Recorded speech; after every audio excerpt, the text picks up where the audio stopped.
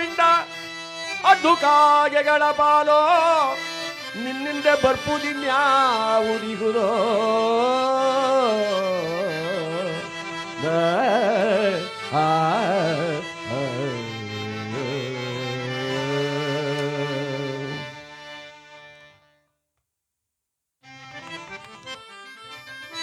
ಮಗಾಕು ಪಿಂಡ ಅದ್ದುಕಾಗೆ ತಿನ್ಕೊತೇವೆ.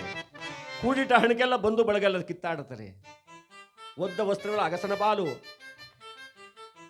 ಇನ್ಯಾವುದಕ್ಕಪ್ಪ? ಏನಿದೆ ಅಂತ ಓದ್ಕೊಂಡು ಹೋಗ್ತಾ ಇದೆಯಾ ದೇಹದಲ್ಲಿ? ಆತ್ಮ ಹೋದ್ಮೇಲೆ ಈ ದೇಹಕ್ಕೂ ಆತ್ಮಕ್ಕೂ ಸಂಬಂಧವೇ ಇಲ್ಲ. ಆತ್ಮ ಹೊರಟೋಗುತ್ತೆ. ಮನುಷ್ಯನು ಹರಿದೋದಂತ ಬಟ್ಟೆಯನ್ನು ಬಿಸುಟು ಹೊಸ ಬಟ್ಟೆಯನ್ನು ಧರಿಸುವಂತೆ ಆತ್ಮನು ಜೀರ್ಣವಾದ ದೇಹವನ್ನು ತ್ಯಾಗ ಮಾಡಿ ಬೇರೊಂದು ದೇಹದ ಆಶ್ರಯವನ್ನು ಪಡ್ಕೋತಾನೆ. ಆತ್ಮಕ್ಕೆ ಯಾವತ್ತೂ ಸಾವಿಲ್ಲ. ಅಂದ್ರೆ ನಮ್ಮ ನಾಗರತ್ನಮ್ಮನವರು ಈ ಪ್ರಾಣ ಬಿಟ್ಟಿದ್ದಾರೆ ಅಂದ್ರೆ ಯಾವುದಾದ್ರೂ ರೂಪದಲ್ಲಿ ಈ ಮನೆಗೆ ಮೊಮ್ಮಗಳಾಗಿಯೋ ಅಥವಾ ಮೊಮ್ಮಗಳಾಗಿಯೋ ಆ ಋಣಶೇಷವಿದ್ದರೆ ಮತ್ತೆ ಹುಟ್ಟಿ ಬಂದೇ ಬರುತ್ತಾರೆ. ಅಂತಹ ಈ ಹೆಣವನ್ನ ನೀನು ಹೊತ್ಕೊಂಡು ಹೋಗ್ತಾ ಇದೆಯಲ್ಲಯ್ಯ ಅಂದಾಗ ಜ್ಞಾನೋದಯವಾಯಿತು ಧರ್ಮರಾಯನಿಗೆ. ಹೆಗಲ ಮೇಲಿದ್ದ ಭೀಮಸೇನ ಶವನ ದಪ್ಪನ ಕೆಳಗೆ ಹಾಕ್ಬಿಟ್ರು. ತಿರುಗಿ ನೋಡುತ್ತಾರೆ, ಯಾವ ಬ್ರಾಹ್ಮಣನೂ ಇಲ್ಲ, ಅಶ್ವತ್ಥ ವೃಕ್ಷನೂ ಇಲ್ಲ. ವಿಧಿ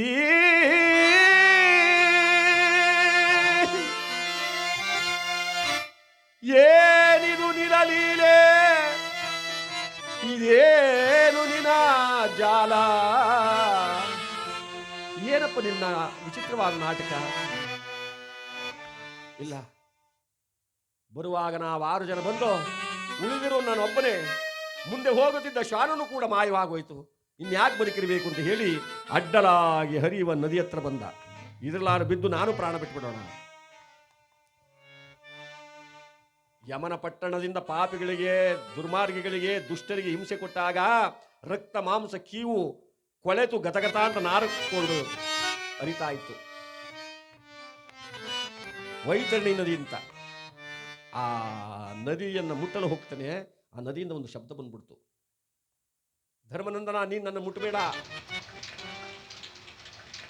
ನಾನು ವಿಷಪೂರಿತವಾಗಿದ್ದೇನೆ, ನಾನು ಕೇಳುವ ಪ್ರಶ್ನೆಗೆ ಉತ್ತರ ಕೊಡು, ನಾನೇ ದಾರಿ ನೀನು ಬಿಡ್ತೀನಿ. ನೀನು ಕೇಳುವ ಪ್ರಶ್ನೆಗೆ ಉತ್ತರ ಕೊಡುವಷ್ಟು ಶಕ್ತಿ ನನ್ನೊಳಗಿದೆಯೇ? ಕೇಳ್ತಾಯಿ. ಪ್ರಪಂಚದ ಅತಿ ವೇಗವಾದಂಥ ವಸ್ತು ಯಾವುದು? ಬಸ್ಸ, ರೈಲ, ಗಾಳಿ.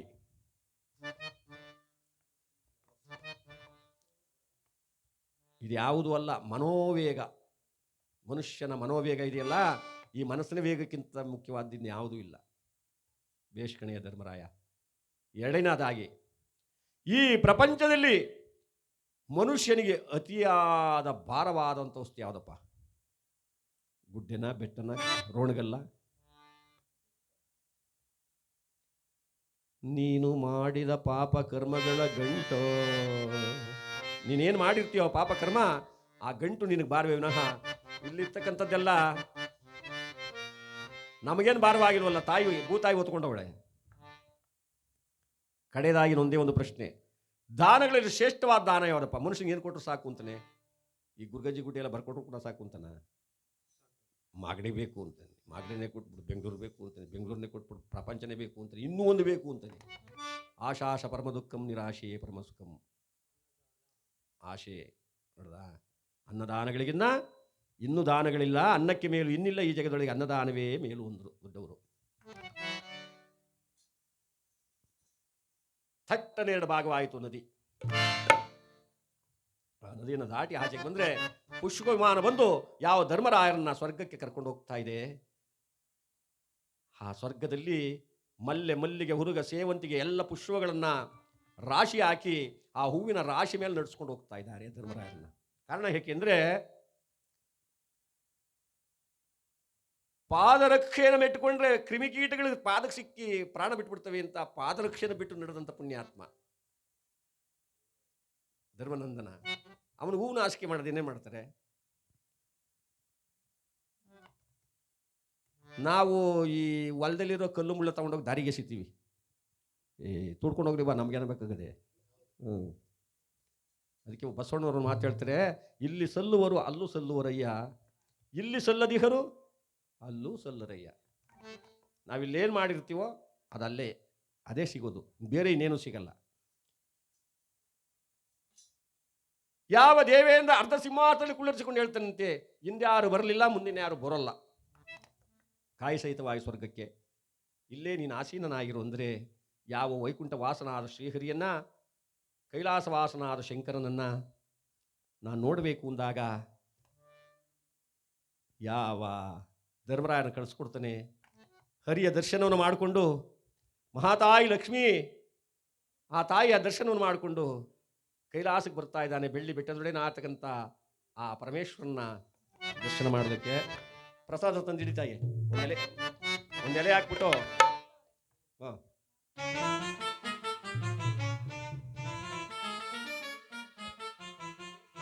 ಯಾವ ಶಿವ ತಾನು ನಂದಿ ವಾಹನನಾಗಿ ಕುಳಿತಿದ್ದವನು ದಾಕ್ಷಾಯಣಿನ ಕರ್ಕೊಂಡು ಆ ಕೈಲಾಸದ ದ್ವಾರವಾಗಲಿ ಬಂದ್ಬಿಟ್ಟಂತೆ. ಯಾಕೆ ಸ್ವಾಮಿ ಹಿಂಗೆ ಓಡ್ತಾ ಇದ್ದೀರಾ? ನೋಡು ಬಾರೇ ಗಿರಿಜೆ, ನೋಡು ಬಾರೇ ಧರ್ಮವಂತಾನನ್ನು, ನೋಡು ಬಾರೇ.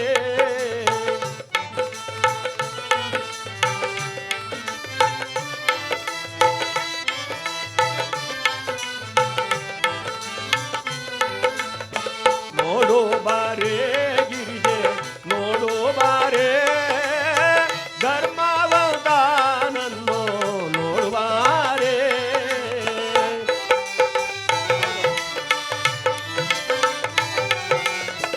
ಅವನ ಗುಣವ ಕೊಂಡಾಡು ಬಾರೇ,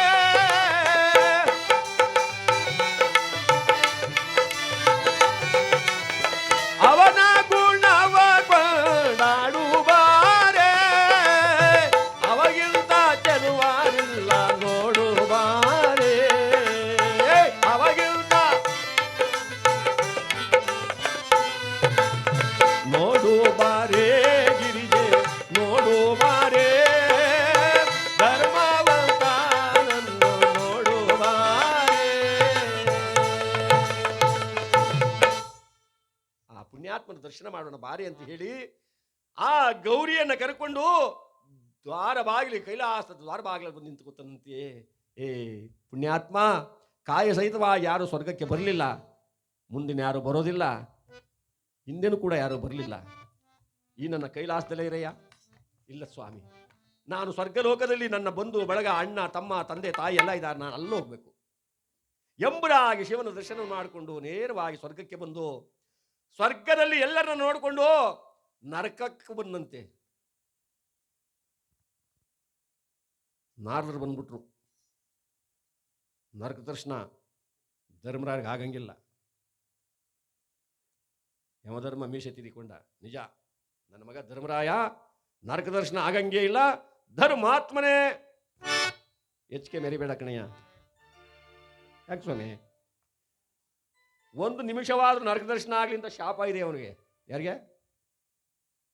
ಧರ್ಮರಾಯರಿಗೆ. ಯಾರು ಸ್ವಾಮಿ ಶಾಪ ಕೊಟ್ಟರು? ಅಶ್ವತ್ಥಾಮ ಅತಕುಂಜರಹ ಅಂತ ಕೂಗುದ್ನಲ್ಲ, ಪ್ರತ್ಯಕ್ಷವಾಗಿಯೋ ಪರೋಕ್ಷವಾಗಿಯೋ ಒಬ್ಬರ ಸಾವಿಗೆ ಕಾರಣ ಆದ, ಅದು ದೋಷವೇ. ನ್ಯಾಯದಲ್ಲಿ ನಾನು ಸುಮ್ಮನೆ ಕುಂತಿದ್ದಪ್ಪ, ನಾನೇನು ಮಾತಾಡಲಿಲ್ಲ, ಎಲ್ಲ ಅವರೇ ಮಾತಾಡ್ಕೊಂಡ್ರು ಅನ್ನಂಗಿಲ್ಲ. ನೀನು ಸುಮ್ಮನೆ ಕುಂತಿದ್ರು ಅದು ನಿನ್ನ ತಪ್ಪೇನೆ. ಧರ್ಮ ಇದ್ದಂಗೆ ಮಾತಾಡ್ಬೇಕಾಯ್ತು ನೀನು. ಭೀಷ್ಮ ದ್ರೋಣಾದಿಗಳೆಲ್ಲ ನರಕವನ್ನು ಯಾಕೆ ಅನುಭವಿಸೋದು ಹೇಳಿ? ಪತಿವ್ರತ ಶಿರೋಮಣಿಯಾದ ದ್ರೌಪದಿಯ ಸೀರೆ ಎಳೆಯುವಾಗ ಕತ್ತು ಮುಗಿಸ್ಕೊಂಡು ಕುಂತ್ಕೊಬಿಟ್ರು. ಪ್ರತಿಭಟನೆ ಮಾಡ್ಬೋದಾಯ್ತು, ಅವರು ಹೇಳ್ಬೋದಾಯಿತು ದುರ್ಯೋಧನಿಗೆ, ಇಲ್ಲ ನಾವು ಈ ಜಾಗ ಬಿಟ್ಟು ಹೋಯ್ತೀವಿ, ನೀನು ಇಷ್ಟವನ್ನು ಮಾಡ್ಕೊಬೋದಾಯಿತು. ಯಾವುದನ್ನು ಮಾಡದೆ ಮೌನಂ ಸಮ್ಮತಿ ಲಕ್ಷಣಂ ಅಂತ ಹೇಳ್ತಾರೆ. ಮೌನವಾಗಿದ್ರೆ ಸಮ್ಮತಿ ನಿನಗುವೆ ಅಂತ, ಅದುವೇ. ಅಂತಹ ದೋಷವನ್ನ ನಿನ್ನ ಮಗ ಮಾಡಿದ್ದಾನೆ ಎಂದಾಗ ನರಕದಲ್ಲಿರ್ತಕ್ಕಂಥ ಯಾವ ಕೌರವಾದಿಗಳನ್ನ ನೋಡಿಕೊಂಡು ಆ ಸ್ವರ್ಗದಲ್ಲಿ ಐಕ್ಯನಾಗಿದ್ದಾನೆ ಧರ್ಮನಂದನ ಅಂದ ಮೇಲೆ ಇವತ್ತಿಗೆ 11ನೇ ದಿವಸದಲ್ಲಿ ಇಹಲೋಕದ ವ್ಯಾಪಾರವನ್ನು ಮುಗಿಸಿ ಪರಲೋಕದ ಕಡೆ ಪ್ರಯಾಣ ಮಾಡಿರ್ತಕ್ಕಂಥ ಯಾವ ನಮ್ಮ ನಾಗರತ್ನಮ್ಮನವರು ಕೂಡ ಆ ಭಗವಂತ ಸ್ವರ್ಗದಲ್ಲಿ ಸ್ಥಳಾವಕಾಶವನ್ನು ನೀಡಿ ಅವರ ಆತ್ಮಕ್ಕೆ ಚಿರಶಾಂತಿಯನ್ನು ಕೊಡಲಿ ಅಂತ ಹೇಳಿ ನಾವು ಪಾಂಡವರ ಸ್ವರ್ಗಾರೋಹಣ ಎಂಬಂಥ ಈ ಕಥೆಗೆ ಮಂಗಳವನ್ನು ಪಾಡೋಣ. ಇದುವರೆಗೂ ಈ ಕಥೆಯನ್ನು ಕುಳಿತು ಕೇಳಿದ್ರಲ್ಲ, ನಿಮಗೂ ಕೂಡ ಭಗವಂತ ಸುಖ ಶಾಂತಿ ನೆಮ್ಮದಿಯನ್ನು ಕೊಡಲಿ. ವಾದ್ಯ ವೃಂದದವರಾಗಿ ನಮ್ಮ ಉಮೇಶಣ್ಣನವರು ಬೆಂಗಳೂರು, ಶಿವಣ್ಣನವರು ಚಿಟ್ನಳ್ಳಿ, ಹಾಗೆ ನಮ್ಮ ಹೊಸಪೇಟೆ ವಸಂತ್ ಕುಮಾರು ಕೀಬೋರ್ಡ್ ವಾದಕರಾಗಿ, ಈ ನಮ್ಮ ನಾಗರಾಜರವರ ಈ ಗೃಹಕ್ಕೆ ಬಂದು ಕಾರ್ಯಕ್ರಮವನ್ನು ನಡೆಸಿಕೊಟ್ಟಿದ್ದಾರೆ. ಎಲ್ಲರಿಗೂ ಕೂಡ ಆ ಸರ್ವಂತರ್ಯಾಮಿಯಾದ ಭಗವಂತ ಸುಖ ಶಾಂತಿ ನೆಮ್ಮದಿಯನ್ನು ಕರುಣಿಸಲಿ. ದುಃಖ ತಪ್ತರಾಗತಕ್ಕಂಥ ನಾಗರಾಜಣ್ಣನವರಿಗೂ ಅವರ ಮಕ್ಕಳಿಗೂ ಕೂಡ ಆ ತಾಯಿಯನ್ನು ಕಳೆದುಕೊಂಡಂಥ ದುಃಖವನ್ನು ತಡೆದುಕೊಳ್ಳುವ ಶಕ್ತಿಯನ್ನು ಆ ಭಗವಂತ ಅವರು ಕರುಣಿಸಲಿ ಅಂತ ಹೇಳಿ ಈ ಪಾಂಡವರ ಸ್ವರ್ಗಾರೋಹಣ ಎಂಬಂಥ ಕತೆಗೆ ನಾವು ಮಂಗಳವನ್ನು ಪಾಡೋಣ.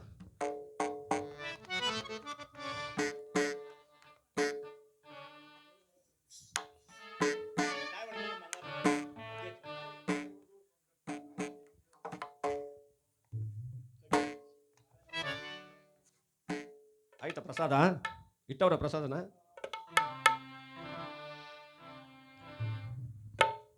ಒಂದು ಗೀತೆಯನ್ನು ಹಾಡ್ಬಿಟ್ಟು ಮಂಗಳ ಹಾಡ್ಬಿಡೋಣ. ಸತ್ತವರೆಲ್ಲ ಸೇರುವ ಊರು ಅದುವೇ ಯಮನೂರು, ಅದುವೇ ಶಿವನೂರು. ಸತ್ತವರೆಲ್ಲ ಸೇರುವ ಊರು ಅದುವೇ ನಮ್ಮೂರು.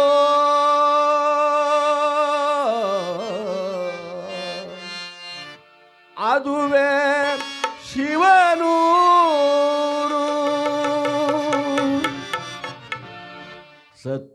ಸತ್ತವರೆಲ್ಲ ಸೇರುವ ಊರು, ಯಾರು ಕಾಣದ ಯಾರು ನೋಡದ, ಯಾರು ಕಾಣದ ಯಾರು ನೋಡದ, ಅದುವೇ ನಮ್ಮೂರು. ಅದುವೇ ಶಿವನೂರು.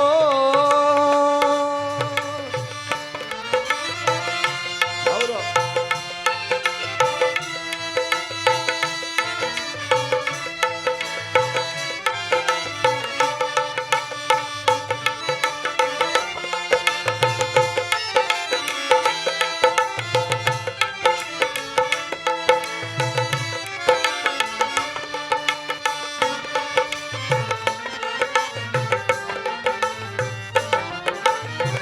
ದೇವರು ಕೊಟ್ಟ ವರಗಳು ಎರಡು, ಹುಟ್ಟುವುದೊಂದು ಸಾಯುವುದೊಂದು.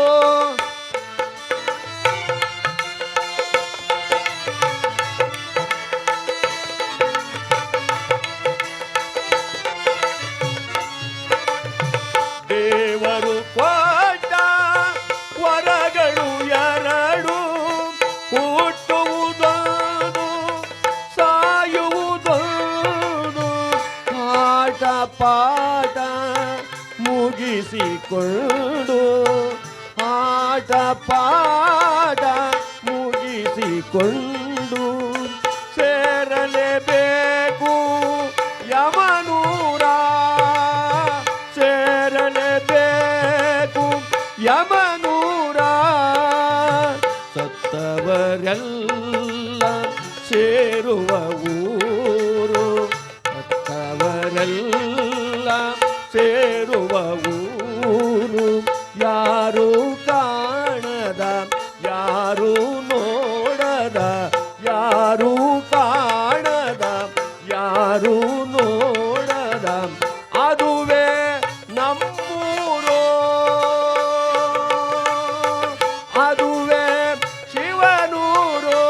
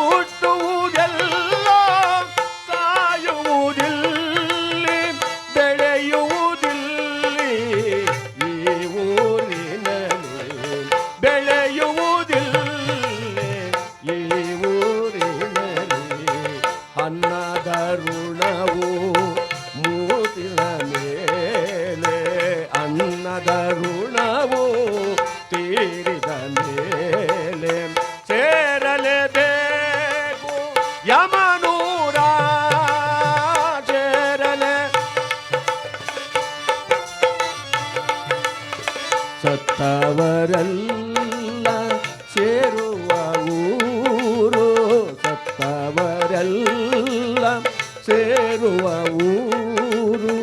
ಯಾರು ಕಾಣದ, ಯಾರು ನೋಡದ, ಯಾರು ಕಾಣದ, ಯಾರು ನೋಡದ, ಅದುವೇ ನಮ್ಮೂರು, ಅದುವೇ ಶಿವನೂರು.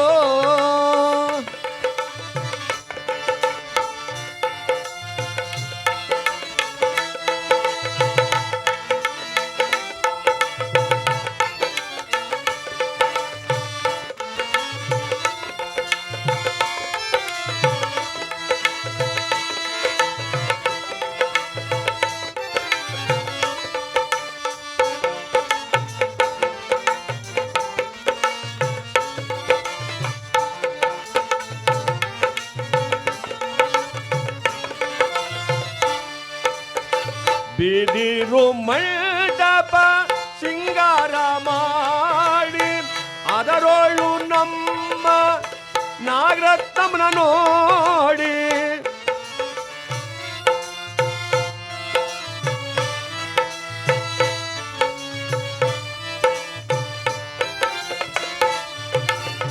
ಬಿದಿರು ಮಂಟಪ ಸಿಂಗಾರ ಮಾಡಿ ಅದರೊಳು ನಮ್ಮ ನಾಗರತ್ನಮ್ಮನ ನೋಡಿ. ಬೀದಿ ಬೀದಿಗಳಲ್ಲಿ ಮೆರವಣಿಗೆಯ ಮಾಡಿ,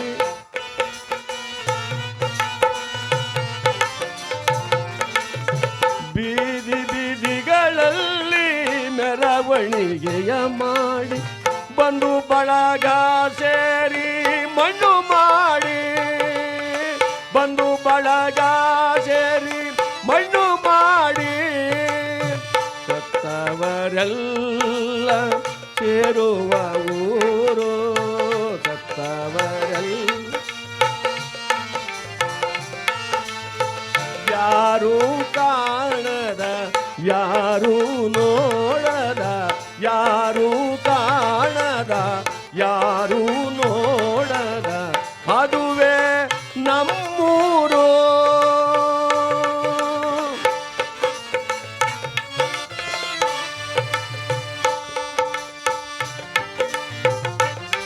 ನಾಗರತ್ನಮ್ಮ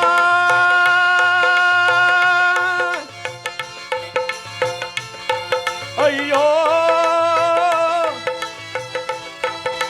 ನೀನಲ್ಲಿ ಮರೆಯಾದೆಯೇ,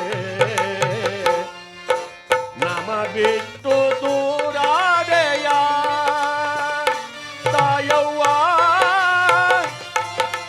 ನಾಗರತ್ನಮ್ಮ, ನೀನಲ್ಲಿ ಮರೆಯಾದೆಯೇ, ನಮ ಬಿಟ್ಟು ದೂರಾದೆಯೇ. ಒಮ್ಮೆ ನೋಡಲಿಲ್ಲ, ಮಾತಾಡಲಿಲ್ಲ, ಒಮ್ಮೆ ನೋಡಲಿಲ್ಲ, ಮಾತಾಡಲಿಲ್ಲ, ನಮ್ಮಿಂದ ದೂರಾದೆಯ, ನಮ್ಮಿಂದ ಮರೆಯಾದೆಯ.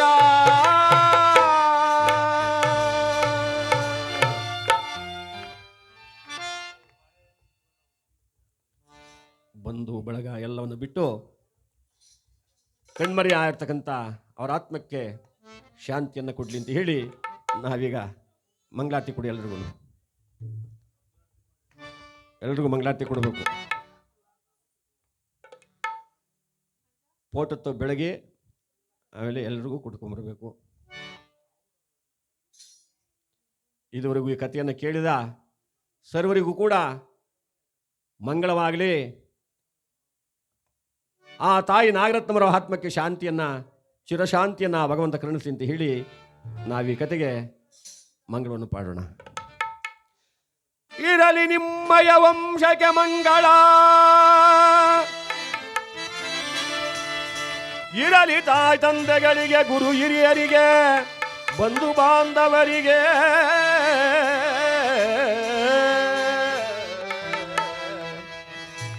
ಇರಲಿ ಅಡೆದ ಮಾತಾಪಿತರಿಗೆ ಪೊರೆದಾತರಿಗೆ ಜಯ ಮಂಗಳೋ ಮಂಗಳೋ ಮಂಗಳೋ ಮಂಗಳೋ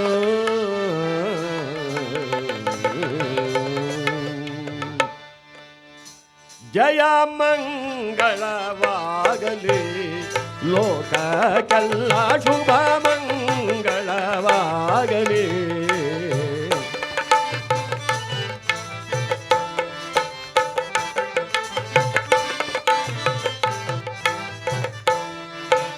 ಪುತ್ರರಾಗಲಿ ಪೌತ್ರರಾಗಲಿ ಮಿತ್ರ ಬಂಧು ವರ್ಗದಿ ಬಾಳಲಿ.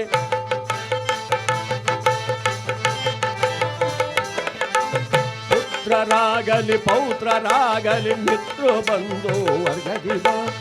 ಎತ್ತ ಮಾತಾಪಿತರ ಸೇವೆಯ ತಪ್ಪದಂತೆ ಸುತರು ಗೈಯಲಿ ಜಯ ಮಂಗಳವಾಗಲಿ ಲೋಕಕ್ಕೆಲ್ಲ ಶುಭ ಮಂಗಳವಾಗಲಿ.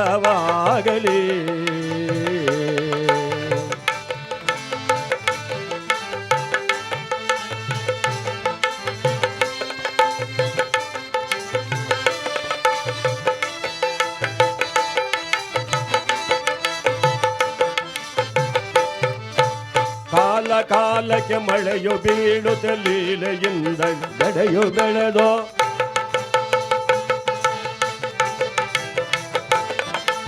ಕಾಲ ಕಾಲಕ್ಕೆ ಮಳೆಯು ಬೀಳುತ್ತ ಲೀಲೆಯಿಂದಲೇ ಬೆಳೆಯು ಸತ್ಯ ಸಮೃದ್ಧಿಯಾಗಿ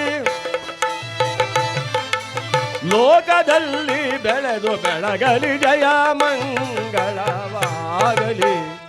ಲೋಕಕ್ಕೆಲ್ಲ ಶುಭ ಮಂಗಳವಾಗಲಿ.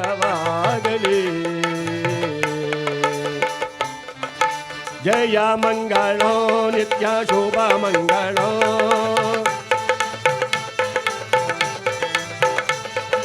ಶುಭ ಮಂಗಳೋ ನಿತ್ಯ ನಿಜ ಮಂಗಳೋ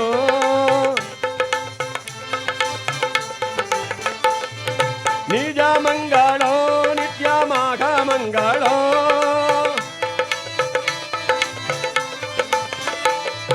ಮಹಾಮಂಗಳೋ ನಿತ್ಯ ಸರ್ವ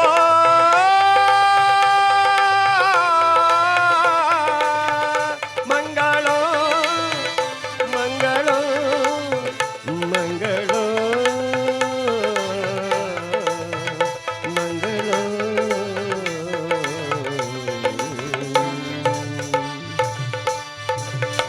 ಲಕ್ಷ್ಮೀ ರಮಣ ಗೋವಿಂದ ಆತ್ಮರಾಮ ಪರಬ್ರಹ್ಮ ಗೋವಿಂದ ಭಕ್ತರನ್ನುದ್ಧಾರ ಮಾಡು ಗೋವಿಂದ ಮೃತರ ಆತ್ಮಕ್ಕೆ ಶಾಂತಿ ಸಿಗಲಿ ಗೋವಿಂದ. ಜಯ ನಮ ಪಾರ್ವತೀಪತಿಯೇ ಹರ ಹರ ಹನುಮಾನ್ ಕಿ ವಿಘ್ನೇಶ್ವರ ಕಿ बोलो भारत माता की।